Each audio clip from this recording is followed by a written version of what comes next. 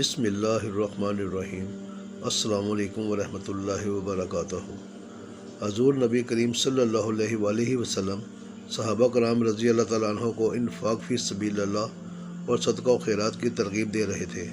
ان صحابہ کرام رضی اللہ تعالیٰ عنہ میں حضرت عمر رضی اللہ تعالیٰ عنہ بھی تھے، جن کا سینہ کھل گیا اور چہرہ چمک اٹھا، کیونکہ ان کے پاس صدقہ کرنے کے لیے مال موجود تھا۔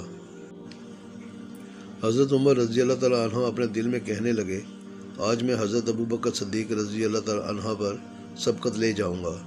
چنانچہ وہ ہوا کی طرح دوڑتے ہوئے گئے اور واپس آئے تو ہاتھ میں مال سے بھری ایک بڑی تھیلی تھی۔ آپ رضی اللہ تعالیٰ عنہ نے وہ تھیلی حضرت صلی اللہ علیہ وآلہ وسلم کی خدمت میں پیش کر دی۔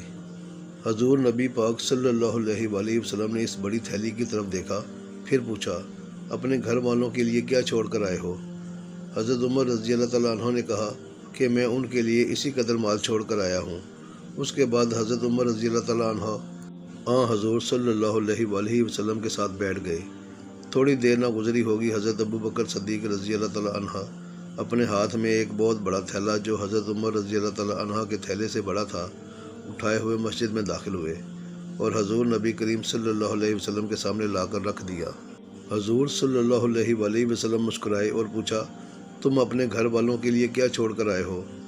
حضرت ابوبکر صدیق رضی اللہ تعالیٰ عنہ نے متواضعانہ انداز میں جواب دیا کہ ان کے لیے اللہ اور اس کے رسول صلی اللہ علیہ وسلم کی محبت چھوڑ کر آیا ہوں۔ حضرت عمر رضی اللہ تعالیٰ عنہ نے صدیق اکبر رضی اللہ تعالیٰ عنہ پر اپنا تعجب کو ظاہر کرتے ہوئے فرمایا، اے ابوبکر رضی اللہ تعالیٰ عنہ، میں کسی کام میں تجھ پر کبھی بھی سبقت نہیں لے جا سکتا۔